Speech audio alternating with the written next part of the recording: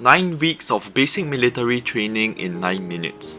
You will first go through a confinement period. You will spend 2 weekends in Tekong before booking out on a Friday. There are 16 people in a room. There are 4 rooms on a level, which means there are 4 sections in a platoon. There are 4 levels of rooms, which means that there are 4 platoons for an entire company. 16 people in a section, 4 sections in a platoon, 4 platoons in a company, which means there will be about 250 people in your company. You usually spend most of your time in your platoon and even more in your section. The person you spend the most time with is your buddy. You two will share the same double-decker bed. At all times, you need to check on your buddy, where he is, how he is feeling, and more. Guard duty is something that all recruits will go through at least once. My personal tip: don't ever choose to be a prowler, be a sentry. A prowler is the person that carries this heavy shield and stick and walks around the entire Tekong for 1 to 2 hours. It's very exhausting to do so, especially when it's at night. Instead, be a sentry, a person that just stands at the spot for 1 to 2 hours. It's boring, but you can get through more easily. You will pay $2 to get a haircut. If your hair is not cut to number 1 throughout, you will cut your hair around 3 times throughout BMT. Lights out is usually at 2230. Reveille is usually at 0530 such that recruits have 7 hours of uninterrupted rest. During that time, commanders cannot disturb you, but you cannot use your phone. When you have the chance to shower during free time, aka admin time, either be the first or last so you don't have to wait in the queue. Try to shower in less than 3 minutes so your platoon mates won't hate you. When marching, there might be a song IC that leads the platoon to sing a song. It serves as a guide for recruits to be on beat with the song, and more importantly, a fun way to unite them while doing something monotonous. Songs that are usually sung include Left Toe, Right Toe, Purple Light, and Training to be Soldiers. Soon enough, you will partake in IPPT. You will do push-ups and sit-ups on an ELIS machine, which counts and records your reps using motion sensors. Some say that all ELIS machines are equal, some say that certain ELIS machines help you to do more reps. After that, you will run 2.4 kilometers. The first test doesn't affect your chances of entering a certain vocational command school. Most recruits have 3 tries to do IPPT in BMT. Usually, the last IPPT is the one that has a say on whether you might enter command school. Though getting a silver or gold can improve your chances, there are people who just passed IPPT and entered officer cadet school. Nonetheless, it's important to at least pass IPPT at the end of BMT. Thankfully, there is 1 to 2 physical training sessions every day to train recruits to pass IPPT. In the first week, you will attend your weapons ceremony. You will be handed your SAR-21. A few days later, you will have to do the technical handling test. It consists of stripping and assembling your weapon as well as loading a magazine with rounds. At the end of BMT, you will do a 24 km route march with your platoon. It's a test of endurance, hence you will be progressively trained over the weeks to do route march for a slightly longer distance. You will start off with 4 km, then 8, 12, 16, and then 24. During the road march, you'll be encouraged to sing songs with your platoon or talk to those around you to distract yourself from the pain. After the confinement period, your commanders will be more strict. You will likely do a lot more push-ups, but remember that commanders can only ask you to do a certain number of push-ups per day. Force Prem is personally one of the toughest parts of BMT. Your entire platoon needs to standardize how to pack the 10-pack items as well as how to lay them up on a ground sheet, but you still need to work together to align your ground sheets and fill packs neatly. All of this is done in a limited amount of time. Failure to do so usually results in punishment, so please ensure everyone has all the items and know how to lay them out beforehand. Usually, Force Prem is done before route march or outfield camp.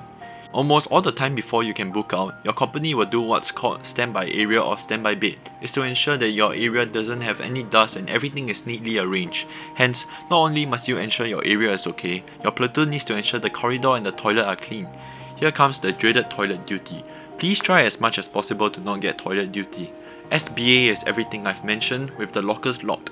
SBB is another level, where the lockers are open for inspection by the commanders. Your platoon needs to standardize the layout of the locker, how your clothes should be folded and placed, or even whether your toothbrush should be on the left or right of your toothpaste.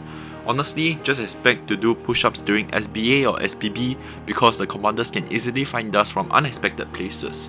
Throwing a grenade is one of the first high keys you go through. If you still don't feel safe throwing a grenade, then you can sound off to your commanders and they will allow you to not partake in this activity. Just remember that this is a once in a lifetime chance to do it. You wouldn't get another chance to do so. If you decide to partake, please treat everything seriously. When you throw the actual grenade, shout "grenade" and no other words like "yeet," since you can get charged. Close quarters combat is another high-key activity that lasts 2 days 1 night. It's the first time you will put on camo, the whole face green and 3 black stripes from left to right. This can be tough if you sweat a lot or your face gets itchy, since you will have to touch up on your camo a lot. Basic Training Package is a high-key activity where you get to do live firing with your SAR-21. You will fire live rounds in different positions. There will be 16 shots in the daytime and another 16 in nighttime. At night, there will be a special live round that shines light when shot. Try as much as possible to get a pass of 16 out of 32. Fortunately, it's very rare that people fail the first time. Even if that's the case, you will go for a reshoot. Here comes the most intense, dreaded part of BMT that every recruit has to go through.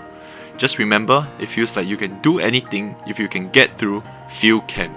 There's a lot to break down in this 5-day 4-night camp.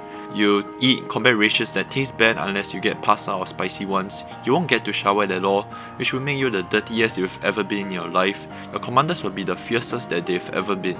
You'll barely sleep at night, but I'll try my best to fill you in on the details. On the first day, you and your buddy will set up a Basha Tent to put your items and sleep.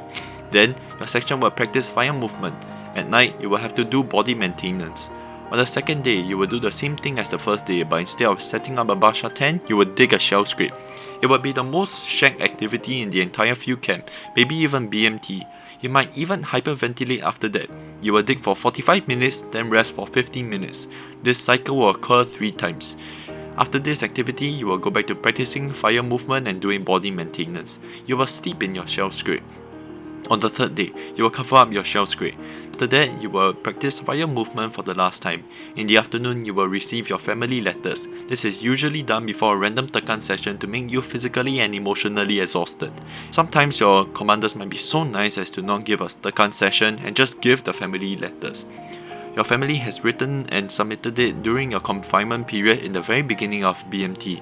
If you don't have a family member that can write one for you, your commanders will write a letter to you. Feel free to cry during this period because many of your platoon mates will too.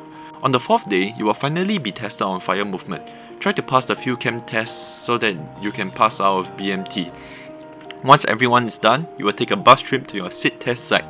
The end of your field camp is near. Your dinner will be one to remember. You will cook instant noodles using your mess tins. It's a great evening since you're just bonding with your section mates while eating something that tastes amazing after days of combat rations while also having an amazing sunset. On the 5th and last day, you will partake in a sit test. This is quite an important day if you want to enter command school. A few regulars will bring your group around different stations to perform missions. There will be a station where you and someone else will be in charge. Try as much as possible to showcase your leadership skills if you're given that label. When you're not in charge, just try to cooperate or help the people in charge. Expect ambushes or challenges to pop out while you're doing the mission itself. After half a day of sit test, you will take the bus back. But immediately after field camp, you can't shower yet until your entire company clean every dirty equipment and rifle. However, be glad that your commanders will be more lenient from now on, because honestly, there's not much left to do.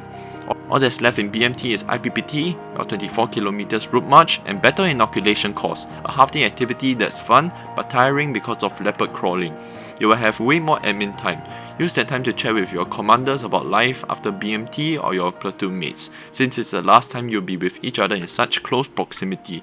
Just like that, you've completed 9 weeks of BMT and I've summarized it in 9 minutes.